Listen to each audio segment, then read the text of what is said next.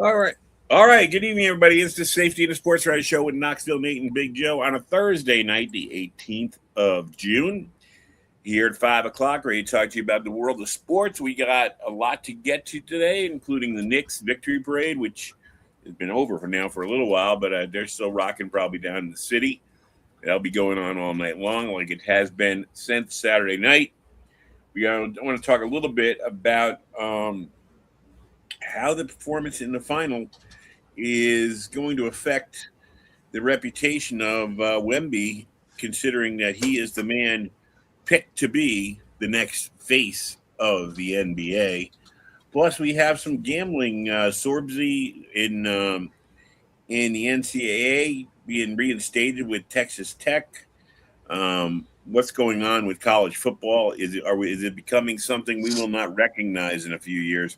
Between the pay for play, the transfer portal, and now the gambling, and how that's affecting not just NCAA football but all sports. And now that it's been legalized throughout the United States. Nate, how are you doing? I'd say it's already,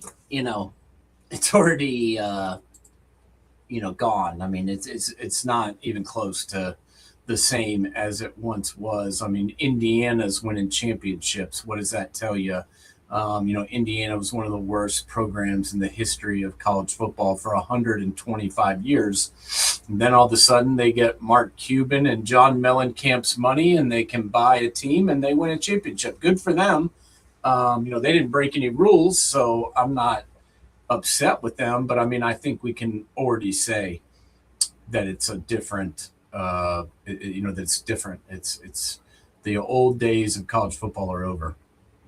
Well, it's been happening. It pretty much started back in the '70s when the Major League Baseball free agent market started, where big money guys could come in and take over a franchise. George Steinbrenner is, of course, the poster boy for that. And I was having a talk with a friend of mine who's a Yankee fan last night and saying, they're kind of taking the romanticism and all the fun out of it. I don't care if you're a Met fan or whatever, because now it is totally business. It's not, years ago, they were, if you own the Giants, you own the Steelers, you own a professional team, that was your business. Now it's conglomerates, hedge fund people, all these people coming in, and it's not even about winning championships as much as making sure they get the value for what they're investing, and pushing up the value of that franchise to where I don't know. I don't know. I don't think we have as much money as everybody thinks we have in this world. But I guess with all the billionaires, they're popping up all over the place. But you had hoped it wouldn't get into college sports. This is what I feared a few years ago when it was heading in that direction, and that's why, I hear all these sports writers, yelling and screaming about they should be paid. They're the product. They should be paid. Yeah, well, that's fine. Except the second and third string quarterback or the second and third string running back have a pretty sweet deal. They got free education and a lot of connections that'll get them right out of college into whatever field they want to get into if they play their cards right. So it is where we're paying for what we let happen. What do you say to that? Yeah, I mean, it's the problem is, in my opinion, that the NCAA fought this for so long and tried to control everything and tried to keep it an amateurism type of environment. And I understand all of that, but they knew that this is where it was going. And instead of stopping, taking toll of what was going on, and then having it ushered in with some type of governance, they fought it tooth and nail to the Supreme Court, to which they lost. And now there's no rules. Kids can transfer, as many times as they want. Kids can get paid, and there's really no governing that. The biggest problem is there's no governance. There's nobody even there are these rules in place, there's nobody that can enforce them. Even when the NCAA tries to enforce them, and obviously we'll talk about Swordsby here in a minute, as soon as they issue a proclamation, Team X goes to the local judge or magistrate and gets him to overrule the NCAA's decision, and then they go on their business. So, that's kind of where it's gone wrong with me, and that's why we need to dissolve or move away from the NCAA, because they have no power. They have no ability to enforce their own rules. So what's the point of even being under the NCAA umbrella? There is no point. And it's time for the conferences to come together and make a new governing body that's, enforced by the conferences, or one mega conference. I don't really care. The conferences don't really mean anything anymore. I mean, when you've got Maryland and UCLA and the Big Ten, then who cares? It's not really the Big Ten anymore. Or the Big 12 is Cincinnati and, whoever else is even in the Big 12 anymore, Baylor. It's not what it once was. And so who cares about these regional conferences anymore? They're not what they were. So get rid of that and just create a new governing body that can put rules in place and enforce them. There's no reason why a guy should play on 4 teams in 4 years, Joe. It's ludicrous. And I'm okay with them getting paid, but there needs to be, there's no cap to it. So Texas is spending $50 million where, Wake Forest is spending $6 million. That doesn't make any sense either. They've kind of ruined the whole gamut of college football in a matter of about 3 to 4 years. Well, the other thing is let's be serious about it, especially in football. I mean, and basketball. Basketball, it's a one and done. The tournament kind of weeded out where you can get a Cinderella. You can get every once in a while get a Loyola Chicago to make it to the Final Four, or a St. Peter's for a couple of years ago, making that run they made. But college football, for the most part, if you were in the MAC conference, if you're Central Michigan, you're never going to be playing for a national championship. You know what I mean? It's you're on the outside looking in, even though you're counted as part of the 120 Division I NCAA teams. You're not playing for a national championship because you're not in the right conference, and you can't get into the right conference. They're not going to take you in because you're not going to bring anything into them that they need. Really, any year, what do you have? 30 teams that maybe have a outside chance of making a run to the NCAAs. I mean, Indiana, like you said, had been built in football. In football, yeah. I mean, I don't even think that many. I think really, we could get into this another time, but the playoff format. They're talking about this expansion to 24. I think that's a joke. There's not 24 teams that can win a national championship in a year. It's not even close. I mean, look at last year. They went to 12, and last year was the first year of 12, and or second year, excuse me, and we had Tulane and James Madison in there, who both got thumped in the first round. It's like, why do we have those teams in? They're not going to compete.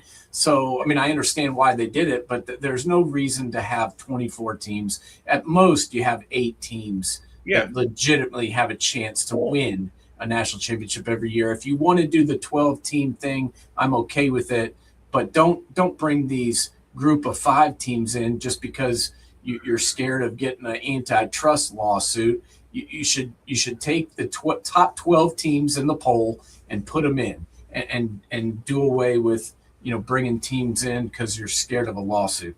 How about doing it like they do in soccer over in England, where they pick the top teams, say the top 20 teams, 24 teams, whatever, 32 teams, and make a league of them and have them playing for the mythical national championship. And the remaining 80 teams are kind of relegated to being the bowl teams. They're like Division 1A, and then the teams that maybe fall short one year from being in the national championship run, they drop down, and the top 4 teams go up. I don't know if that would work. It works in soccer over in England, but it's kind of a different world over there. But it seems to me that we sweat all these things out. And I mean, how many games do they want these guys to play? You want to play more than the pros? Well, that's the other thing. They claim to care about these kids and their safety, and now you've got them playing, some of them 16 games in a college season. Then you have them training for their combine, their pro day, whatever, and then they go right to rookie mini camp, and then they go to mandatory mini camp, and then they go to training camp. Then they start playing a 17 to 21 game professional season. If you think that's good on a 20-year-old's body, 22-year-old's body, you're crazy. That's ludicrous, and that's why this 24 team playoff, I think, is unnecessary. It's going to happen, but I think it's just as ridiculous as expanding the 66, 68 team NCAA basketball tournament. They're expanding that now to 72. It's like, what are we going to do? We're just going to give everybody, an automatic berth into the tournament now? It's stupid. And the thing is, it's not going to help a team like, say, for lack of a better example, a team like, say, Iona wins the MAC, but gets upset in their tournament, but they still won 25 games. They're not going to help those guys. No, they're going to take the 18-win Syracuse team and put Syracuse in.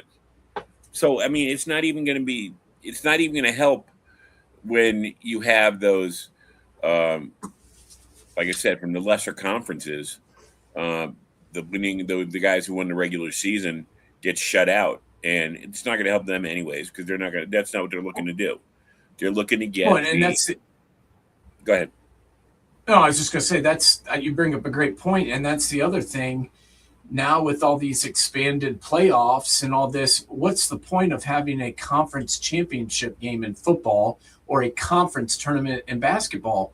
All you're doing is playing a bunch of games that really mean nothing and wearing them out. And like you said, you got a Iona team that wins 28 games during the regular season, then they lose one game in the tournament, and they don't even get to go, the conference tournament. They don't even get to go to the NCAA tournament. It should be the team that wins the conference, wins the conference during the regular season.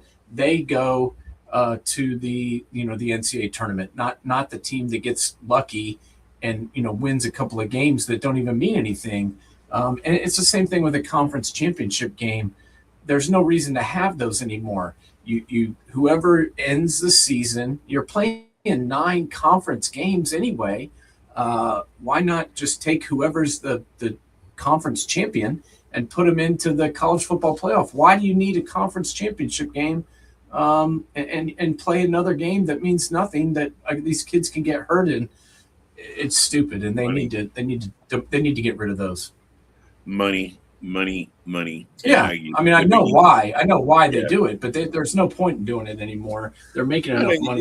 You know who that helps? You want to know who that really helps? Those conference tournaments, the big businesses who buy the corporate boxes and the courtside seats, where they're bringing in clients to the games, and they're making big business deals down by courtside, not even watching the game.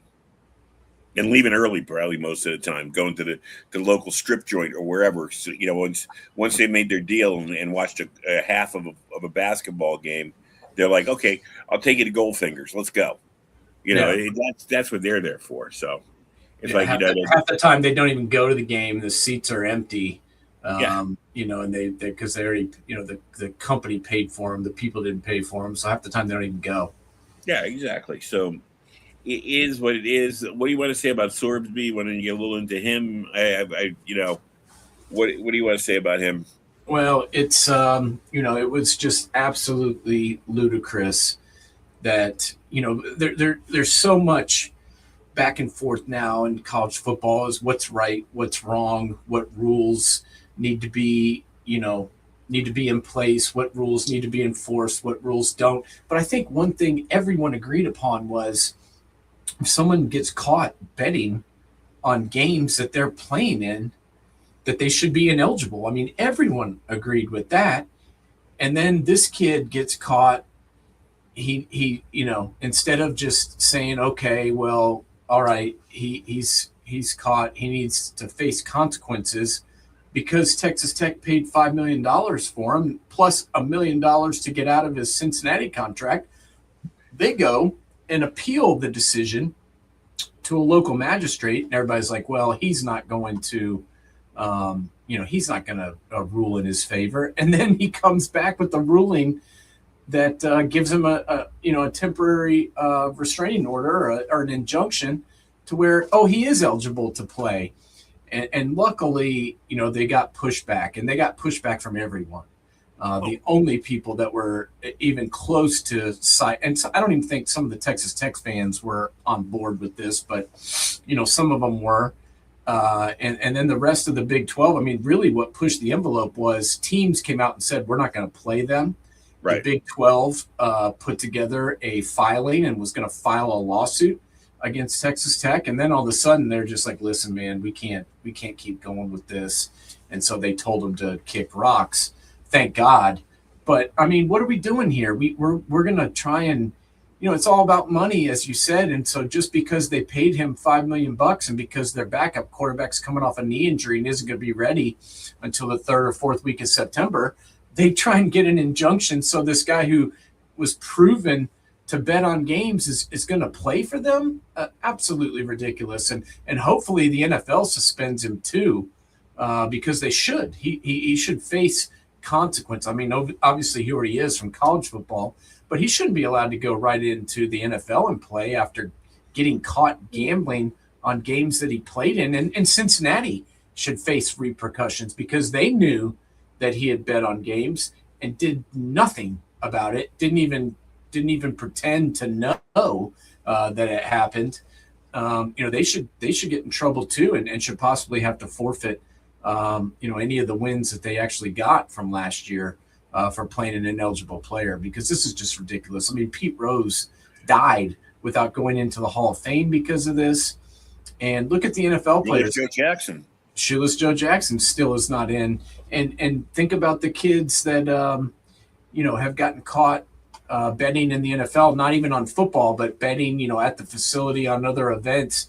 They've been suspended for 6, 8, 10 games.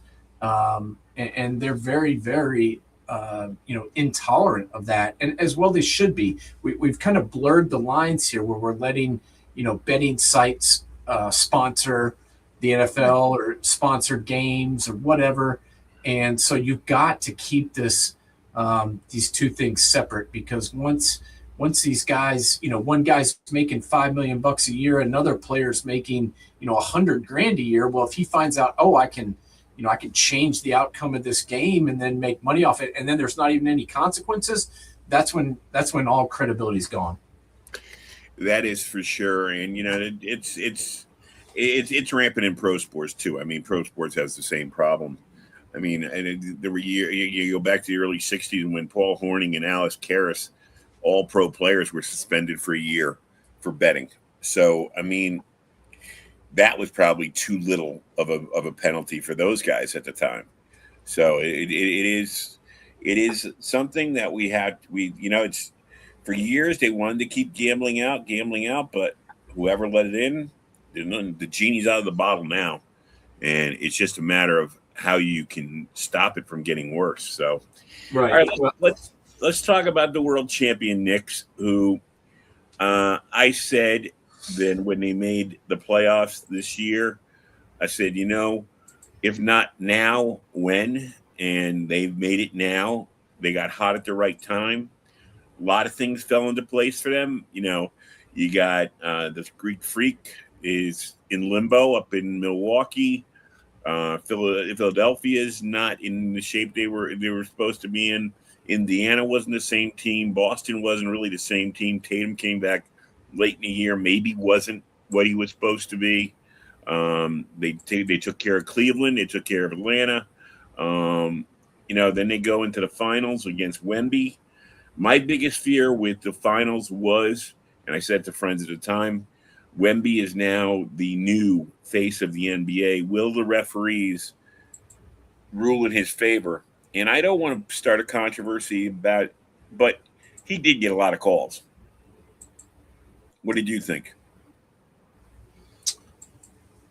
He's a hard guy to ref. I think the officiating was, if you go back and watch a lot of the clips, the refereeing was equally bad either way. I don't think the Knicks won because of the refs. I don't think the Spurs won their game because of the refs. The refs are the refs.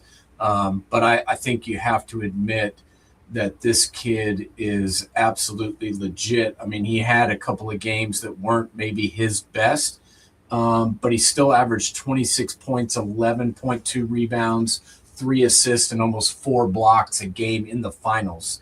And that was with them putting everything on his shoulders. And, he's 22 years old.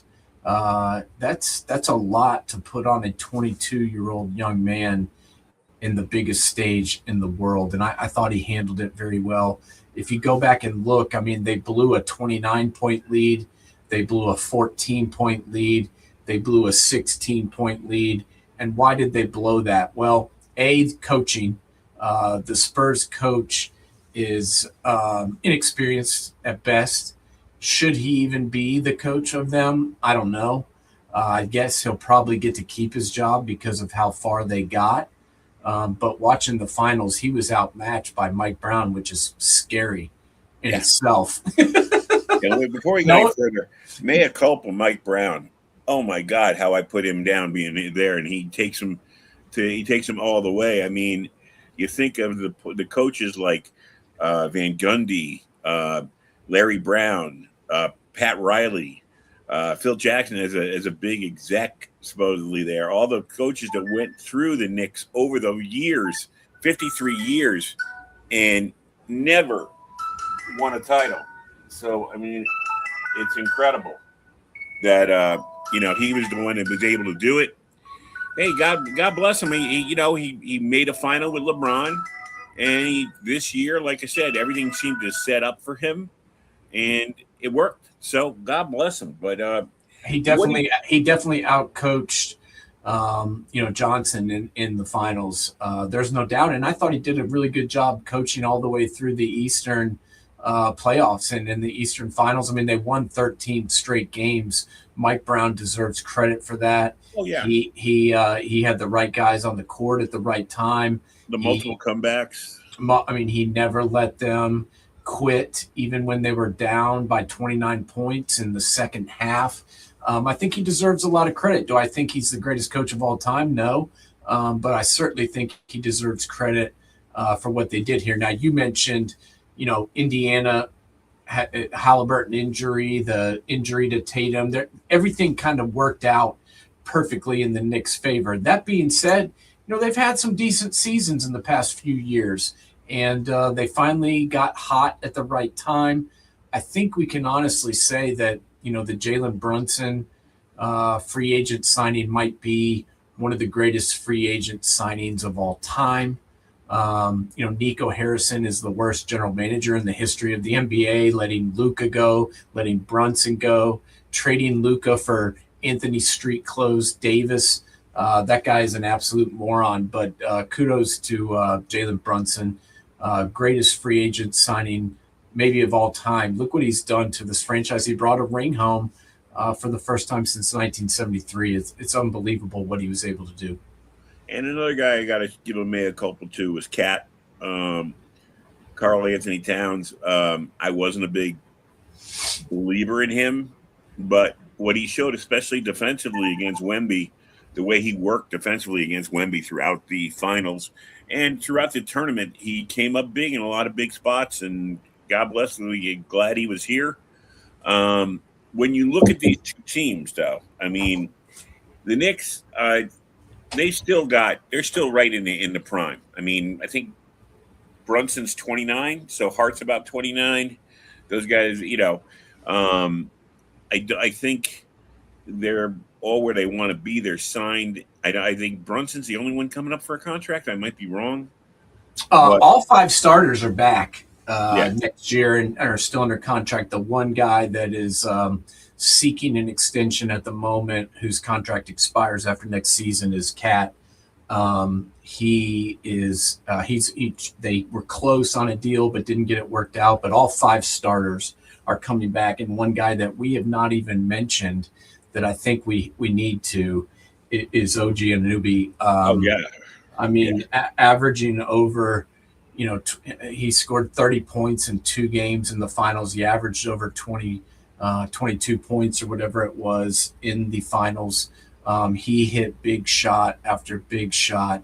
This is a guy who nobody even talks about, but I mean, he was there at critical moments and deserves recognition for the way that he played, especially down the stretch.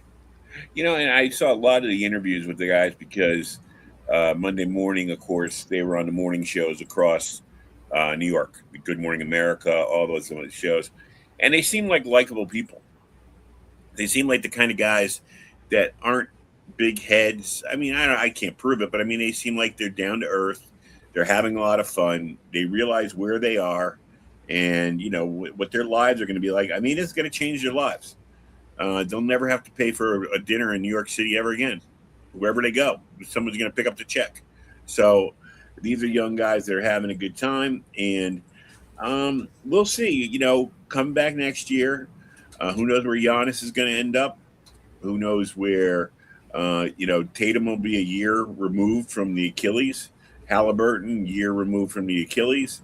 So it'll be a little tougher, and they're going to have bullseyes on their back. So what's it been, a decade since anybody repeated? Golden State, I think, was the last that repeated. So that it's going to be a tougher road next year for them, and hopefully they're up to it to at least make a run in the playoffs. I don't know, make it back into the finals. I don't know about winning it, but keep being part of. That's one thing. When they won in '70. The next year they were back in the playoffs, and then the year after that they were back in the finals again, and then the year after that they won it again. So they were relevant for 4 straight years. They were in the running, and that's one thing that you want to see them do, is stay in the running and in competition. The Spurs team, I mean, that's going to be a very intriguing team to watch. Like you said, what's the coaching going to be like? But you got Castle, you got Harper, you got Wemby. That's a nice little trio of young players that are now have had got their feet wet in the final. What do you think about their potential, especially being in the same, same half of the NBA as Denver, as OKC? Don't know what the Lakers are going to be like because you got LeBron getting a little long in the tooth, but you got Luka up there. What do you think about the Spurs' potential to at least turn this generation into a Tim Duncan type? Yeah, I think that they are primed to be the catalyst of the West for some time. I mean, whether or not this coach is the right guy, I've got some questions about that. But they need one more guy. They need one more guy that can hit shots big time. But Castle, even what's the kid's name from that I'm blanking on from St. John's? Champagne. He kind of disappeared a little bit in the finals, but he was huge down the stretch in the West. Vassell is a good player. I mean, they're primed and ready with a ton of young talent. The only guy that really came up short, except for one game he played well, was De'Aaron Fox, and he was supposed to be the guy that came in and kind of pushed him over the edge. And be the glue. Yeah, and he just wasn't. He was not him, and had a couple of awful games in the finals, and was the reason they lost 2 of the games for sure.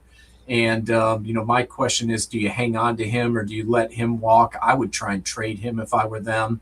They certainly don't need him running the point. They can run Castle or a number of other guys can run the point for him. So I would get rid of De'Aaron Fox for sure.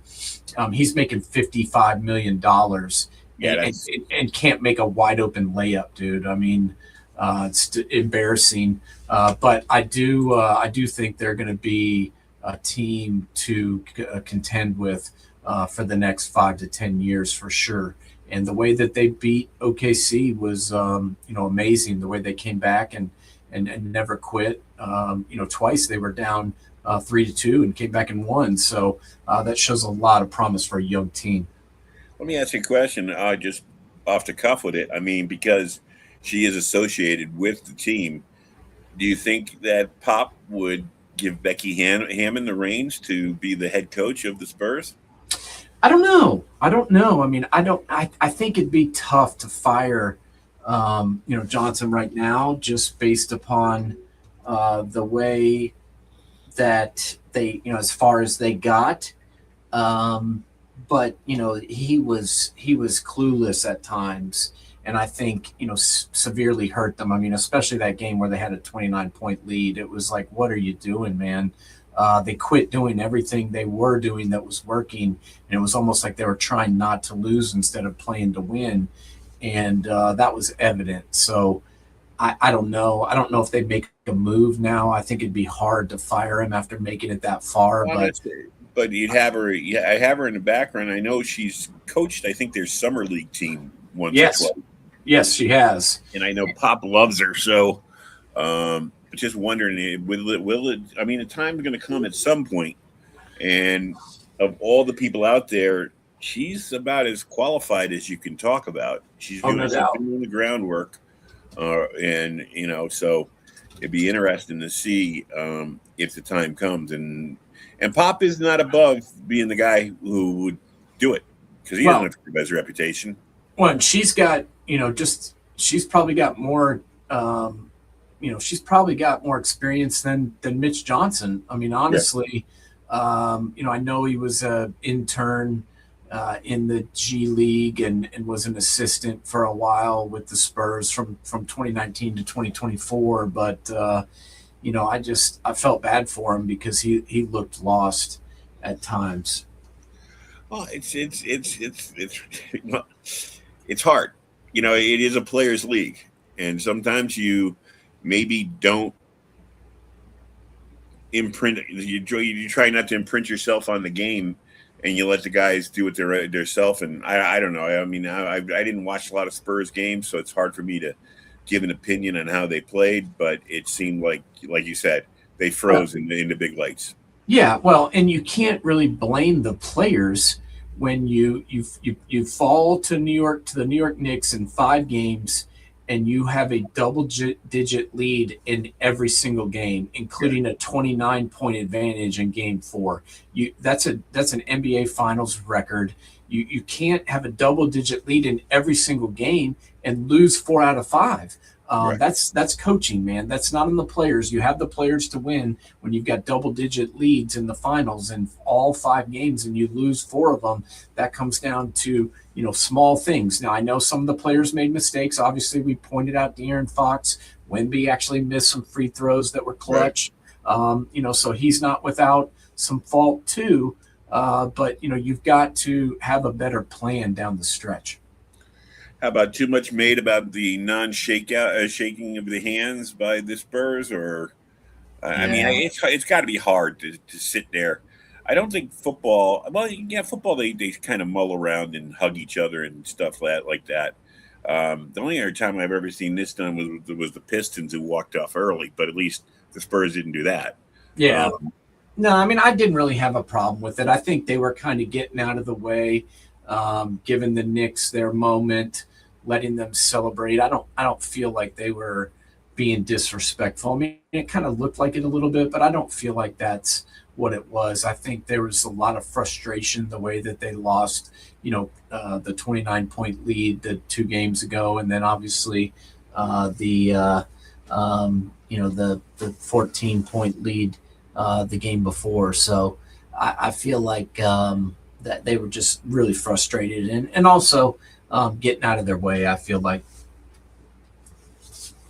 Yeah. So football's kind of quiet now. The OTAs are over with. The Giants, I hear, what's his name? I can't even the running back. I can't even think of his name. My boy, that he's running well after that nasty injury last year. Oh, Cam Scatterbo? Yeah, Scatterbo. He looked pretty good in camp from what I hear. I don't like the fact he's doing backflips, but I hear he's looking good, and we'll see what happens with the Giants. Around here, everybody's they're starting to panic a little bit about the Giants, thinking that they're being overrated a little bit. I think I don't think they're a Super Bowl team, but I think a 7-9 win team I could see them doing. Who, the Giants? Yeah, if everything breaks right. Well, I mean, they've got a legitimate coach now, and that's going to help. I know things may have gotten a little, stale. His message may have gotten a little stale over time there in Baltimore, but still, you can't deny what he did there over his career in Baltimore. And I think he'll breathe a breath of fresh life into the New York Giants organization. I think the guys will believe in him and listen to him. And I think they will improve dramatically, even in the first year. I mean, do I think that they're a playoff team right now? That I don't know, but I'll have to see what it looks like. But I definitely think that they will be, better coached, more disciplined. And, they've been stacking talent. They've been so bad the last several years that they've been getting a lot of high draft picks, and they've been stocking talent up there. And now we're going to see it all, hopefully come together. And I really like, their draft this year. I loved getting Arvell Reese, number 5. He might have been the most, high ceiling player in this entire draft.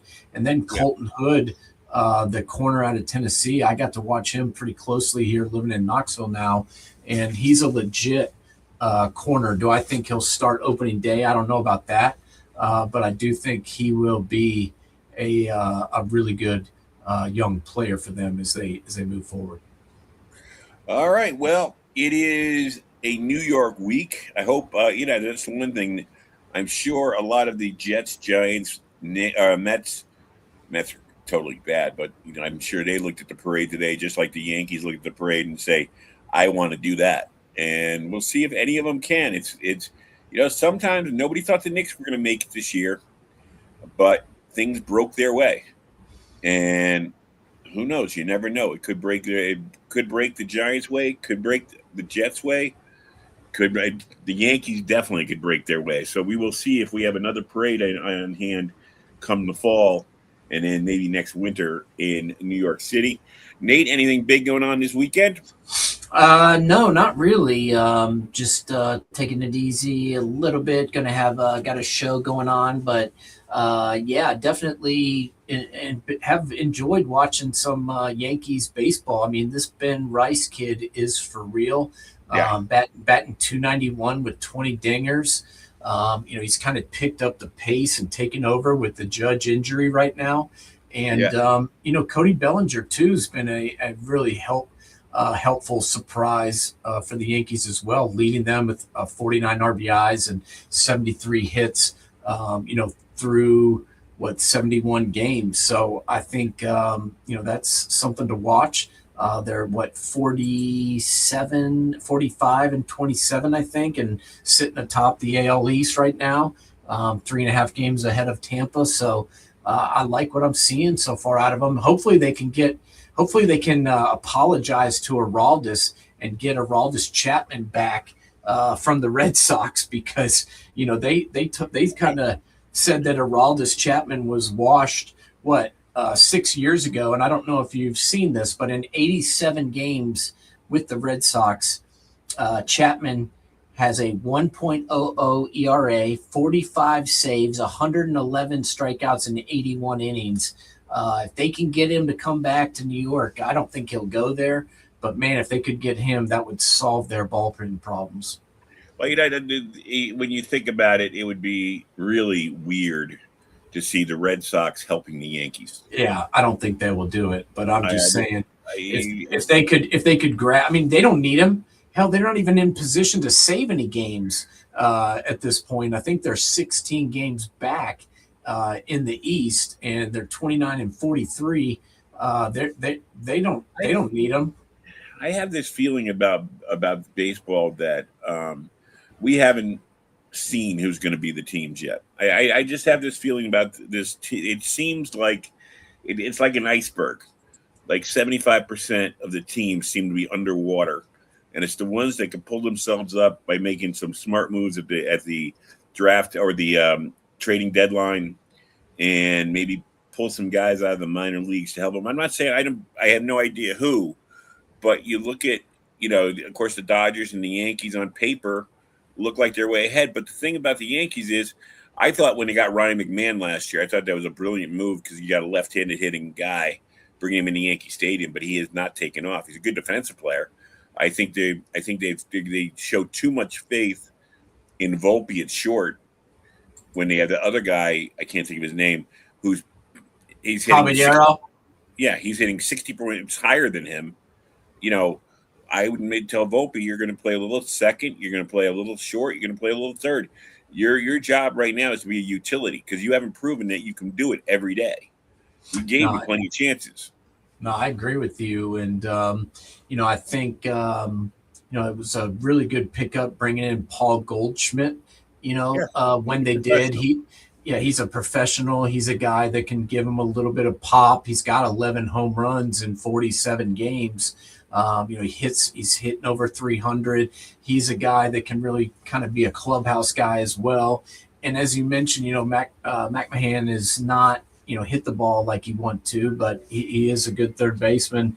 And, I think this team, looks good. If they can get Jazz to start hitting the ball for some average, I mean, he's got 10 home runs and 30 RBIs. If he can start, hitting for some consistency, they're going to be tough out. I do agree with you that we don't know some of the teams that are going to be there at the end, but the Red Sox don't look good. No, not at all. But the thing about Jazz, I think what's weighing heavy on him is his contract. I think, he's in his contract year. He's an emotional player. The last thing you want is an emotional player in a contract year.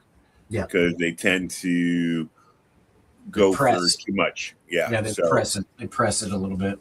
We'll see what happens there. So, all right, well, let's call that a night, and we'll be back next week. Enjoy the weekend. I have no plans this weekend. I don't know what I'm going to do, but there ain't much to do, so we'll see. All I know is I wish we had, this is when I wish we had either basketball or hockey during the summer. Yeah. No, this is why I wanted the Spurs to win. I wanted the Knicks to win, obviously, but I wanted the Spurs to pull out a couple of those games so we could have extended the finals another week and had something to watch. Yeah, exactly, because there ain't nothing on TV. All right, my friend, I will see you next week. Have a good weekend. All right, you too, buddy.